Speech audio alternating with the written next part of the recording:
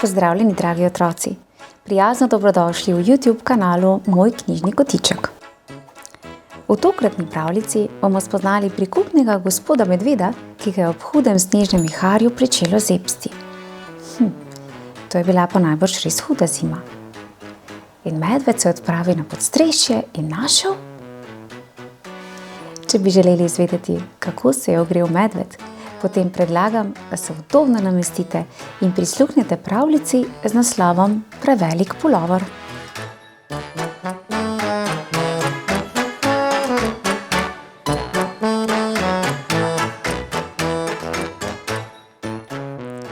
Sredi gozda lepi gaj zdaj sneži že 10. dan zapored. In nocoj bo božični večer. Na varnem v svojem brlogu, primerno okrašenem za ta čas, gospod medved gleda skozi okno. Zunaj je vse belo. In če ga njegov medvedji spomin ne vara, takega viharja doslej še ni videl. Gospod medved zadrgeta. V kaminu je pogorela vsa njegova zaloga lesa, mraz pa je postajal vse hujši. Povzpne se na podstrešje in odpre pleten zaboj, ki je včasih pripadal njegovi babici. No, reče, ko izvleče velik pulover. V temlem mi bo pa gotovo toplo. Gospod medved si brž nadene pulover. Ojej, reče, ko se zagleda v ogledalo. Se mi je vendar prevelik. Prava reč, skrajšal ga bom. Gospod medved gre po šivalni pribor. Iz šatulje vzame škarje, sukanec in šivanke. Nato se udobno namesti v svoj fotelj. Cika, caka, klik, klak. Reže in reže svoj prevelik pulover, dokler mu ta ni ravno prav velik. Gospod medved nato pobere ostanke pletenja. Kaj, če bi tole podaril svoji sosedi, gospe Jazbečovki? Tudi iz majhnih stvari vedno dela čudeže. Gospa Jazbečovka je bila navdušena. Rešili ste mi življenje, gospod medved. V takem mrazu nogavice niso dovolj. Sešila si bom par toplih, mehkih gamaš. 100-krat hvala. Gospa Jazbečovka gre po šivalni pribor. Iz šatulje vzame škarje, sukanec in šivanke. Nato se udobno namesti v svoj fotelj iz ratana. Cika, caka, klik, klak. Razreže ostanke pletenja in iz njih izdela prijetne tople gamaše. Gospa Jazbečovka nato pobere, kar je ostalo. Kaj, če bi tole podarila svoji sosedi, gospe Ježevki? Tudi iz majhnih stvari vedno dela čudeže. Ja, hvala lepa, gospa Jazbečovka, reče gospa Ježevka. Za svoje otročičke bom spletla odeje. Po vaši zaslugi bomo zdaj spali na toplem. Gospa Ježevka gre po šivalni pribor. Iz šatulje vzame škarje, sukanec in šivanke. Nato se udobno namesti na svoj stolček. Cika, caka, klik, klak. Razreže ostanke pletenja in iz njih izdela prikupne odeje. Gospa Ježevka nato pobere, kar je ostalo. Ni prav veliko, ampak moji sosedi, gospe Miš, bo morda prišlo prav. Tudi iz majhnih stvari vedno dela čudeže. Seveda bom lahko naredila kaj iz tega, vzklikne gospa Miš. Pletenje je dovolj za lep šal in še rokavice. Najlepša hvala, gospa Ježevka.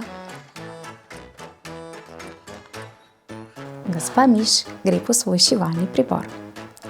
Iz šatulje vzame škarje, sukanec in šivanke. Nato se udobno namesti na svoj taburet.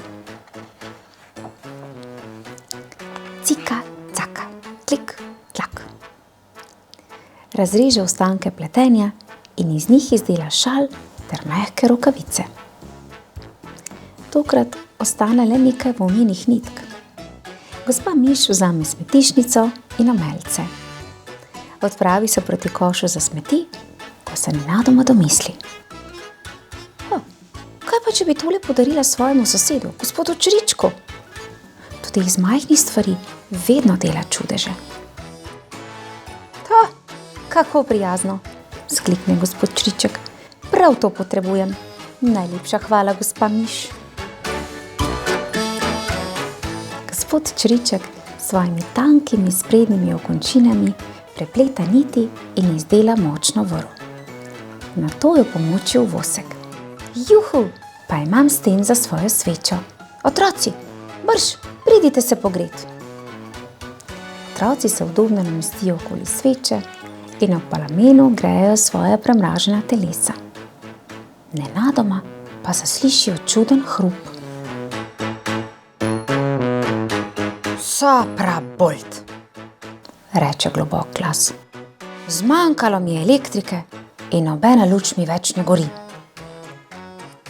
Da, počakajte me, reče gospod Čriček svojim otrokom. Takoj se vrnem. In gospod Čriček odpre loputo na podstrešju. Gospod Medved, stopite naprej. Pri nas je svetlo, pa tudi grejemo se lahko. Z veseljem, gospod Čriček, reče gospod Medved. Na božični večer me je bilo strah ostati v temi. Gospod Medved zleze na podstrešje in iztegne svoje velike šape proti majhnemu plamenu. Kako dober občutek, reče z velikim nasmehom. Če me moj čričji spomin ne vara, doslej še nisem videl takega viharja, sklikne gospod Čriček. Jaz tudi ne, odvrne gospod Medved. In upam, da ne bo trajalo predolgo. Zunaj še vedno piha veter in sneg se že oprijemlje tal. Gospod Čriček prižge svoj mali radio, ki najprej zahrešči, nato pa naznani. Prihaja dobra novica. Vihar se oddaljuje in kmalu bo nehalo snežiti. Ampak gospod Medved se požvižga na to. Na toplem je in s svojimi novimi prijatelji uživa v čarobnem božičnem vzdušju. Kako simpatična pravljica, kaj ne? Izjemna pravljica o prijateljstvu ter nesebični pomoči drugim. Ja, otroci, ste slišali, kako je popotoval ostanek volne od živali do živali? In zanimivo, namreč na koncu se je gospod Medved ogrel ravno ob sveči, ki ne bi gorela brez njegovega preostanka volne. Super pravljica, kaj ne? Otroci, v mojem knjižnem kotičku pa prisluhnite še mnogim zimskim pravljicam, ki bodo ogrele vaše srce. Uživajte, ter ne pozabite na svoje prijatelje, če bodo kdaj potrebovali vašo pomoč. Pozdravček prav vsem. Ja, samo da te je prenehalo zebsti, a ne? In da so se lahko vse živali pogrele. Ja, luštna pravljica.